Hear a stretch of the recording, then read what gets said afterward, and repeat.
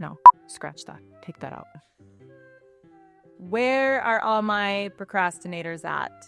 So today, right here, why is it that we will schedule everyone else's appointments, the kids, the husband, the employees, the dog, but we'll reschedule our own massage or facial like 3 times, right? Why do we tell ourselves like, we're going to start working out on Monday after this busy season, or this week's super busy for me, or after the holidays, or man, this week is super stressful. Next week I'll start. And let's be honest, guys, how often does that after this, it never comes, right? When this is over, it's something else. So today I really want to talk about, first of all, why do we do this? And what's actually happening psychologically, and how do we break the cycle? Taking care of ourselves, in my opinion, is part of maintaining ourselves, okay? It's not selfish. That maintenance gives us power. All right, let's be honest. We are conditioned to be caretakers, right? As women for a very young age, we're very praised for being helpful and accommodating and nurturing and selfless. And a lot of that is just kind of in our nature, right? We're taught directly or indirectly that putting ourselves first is selfish, right? It's indulgent. So what happens? We put ourselves last and we somehow wear this with a badge of honor, right? And the longer we do it, the more uncomfortable it feels to prioritize ourselves. I see it all the time. Like women, their whole lives, they've been doing something for somebody else. And then the time comes, like their kids are grown, they're gone or whatever, and they have money or whatever. And they try to do something for themselves and they feel so guilty. And they're just like, it's so uncomfortable for them. And it actually starts to feel like wrong to take care of themselves. So what's happening is we're attaching our worth to our productivity. This is a big one. We attach our value. We feel valuable when we're producing and achieving, solving problems, helping others, doing for our kids, doing for our husbands. But self-care doesn't always look productive. So when we do those things to take care of ourselves, like somehow in our mind, we're like, oh, this isn't being productive. So things like going to the gym, we don't really view that as productive sometimes, or like going and getting a massage or a facial, like that's not productive. Meal prepping, or just like, I'm going to relax for 30 minutes and read, or I'm going to go take a nap. Like all of those things don't feel like top priority. They don't feel urgent. So we put them off, right? They don't feel like we're not doing something for somebody else. So then our brain then labels them as optional. But self-care is actually preventative productivity. So let me explain what I mean by that. When you neglect yourself, you burn out. I think we can all feel that. And when you burn out, what happens? Like everything suffers. Our energy, I don't have the energy, or my patience. You're like snappy with your kids or your husband.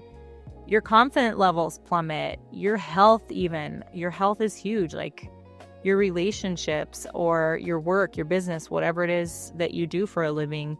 So taking care of yourself isn't the opposite of productivity. It's actually like the foundation of it. It's like the first thing you should be doing in order to make sure that you are the most productive. I don't know if you've ever caught yourself thinking any of these things. I certainly have, but I'm going to book that trip once I lose the 10 pounds, or I'll go do this once this is done, or when I'm in a calmer stage of life, like then I'll start taking better care of myself. So what happens is we treat that maintenance, that self-care, like it's some kind of a reward. But instead, it should really be like the baseline requirement. You don't need to earn basic maintenance for yourself. You don't wait until your car is completely destroyed to then go get the oil change, right? We schedule out those oil changes. Okay, it's been 5,000 miles. It's time for another oil change. So why do we do it to ourselves? Why do we wait until we're broken down? Why do we wait until we're exhausted or insecure, overwhelmed before we start taking action and prioritize ourselves? Because somewhere along the way, we decided it had to be earned. We decided that taking care of ourselves was something that we had to deserve or like earn. And it doesn't. I will say that sometimes we procrastinate self-care because when we try to improve ourselves, like it actually forces us to confront reality. So like, for example, what I mean by that is if you start working out, that means you have to face how out of shape you really are. Or like if you're going to go to therapy, that means you have to face those hard truths. So growth requires awareness. And that awareness can stink.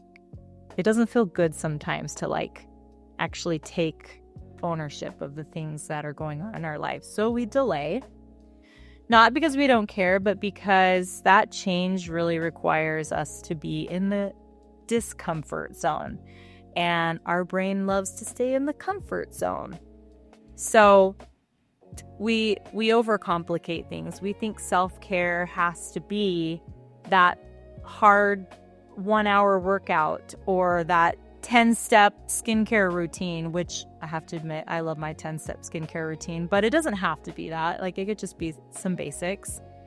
Or, we think that we have to have like a full day to reset, or we're not, it has to be all or nothing. So when we can't do it perfectly, we don't do it at all. I know we've all had that mindset, I think, at one point or another. And that mindset is the enemy of consistency. And consistency is actually what's going to change your life. What happens when we keep postponing maintaining ourselves or taking care of ourselves? Let's talk about that quiet cost. So when you repeatedly put yourself last, something very subtle happens. I think it just comes on very subtly.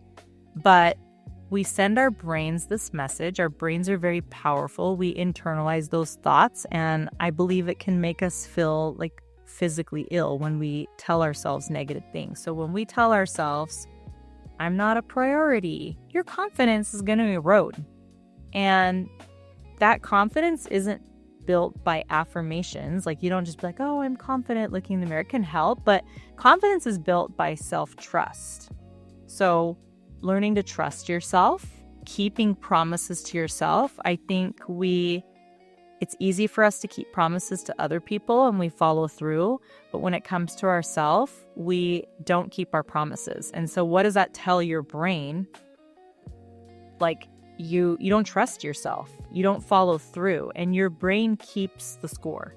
Over time, you stop trusting yourself. And that's the real damage of procrastinating, right? Put it on the calendar. Set up those reoccurring appointments, just like you do for your car. Like they say they want to see you in 3 months for your oil change or whatever it may be. So pre-book your stuff, pre-book your treatments, pre-schedule your workouts, like plan out your week. Okay, this is my time to work out. If you don't schedule it, if you're trying to like fit those things in your spare time, like it's not going to happen. Make it harder to cancel than it is to show up. So structure is going to beat that emotion every time. That's why motivation doesn't work. Structure is the way to go. And then also like make it more achievable, at least in the beginning. Instead of saying, I'm going to work out every single day this week, start with something a little more simple. I'm going to move my body for 20 minutes 3 times a week. I'm going to go on a walk around my neighborhood 3 times this week, and then build on that.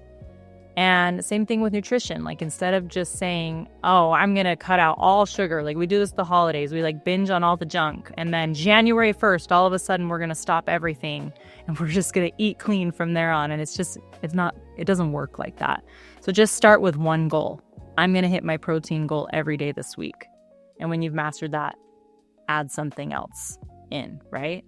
That momentum is what builds that confidence and that self-identity, okay? Identity builds consistency. Consistency builds results. That's where your results come from. Okay, here's what I want you guys to do because I think this is very powerful. So we have to shift the way that we're talking to ourselves, right? So instead of saying, I need to start taking care of myself, start thinking as that type of woman who does take care of herself. Tell yourself, I'm the type of woman who maintains myself. I'm the type of woman who invests in myself. I'm the type of woman who protects my energy. I'm the type of woman who keeps promises to myself. So step into that identity. When you shift from that behavior-based thinking to that identity-based thinking, that's when things really start to change for you. Because now it's not, oh, do I feel like doing this? Now it's, this is what I do. This is the type of woman I am. This is the structure that I've built for myself. So let go of that guilt. Guilt is not a badge of honor. If your family benefits from you being healthier, if your relationships benefit from you being like more emotionally regulated, then your maintenance that you're doing for yourself isn't just serving yourself, it's serving everybody. You're allowed to matter. Not after everyone else, not when things calm down, not when you hit your goal, not when you're smaller, not when you're less busy, but now. Neglecting yourself and then running on fumes, that's actually what's hurting everyone. It's not just hurting you, it's hurting everybody. Stop waiting for a version of your life where it's easier. Discipline is what's going to create that ease. And the woman you want to become, she doesn't procrastinate her own maintenance. She honors it. That's all.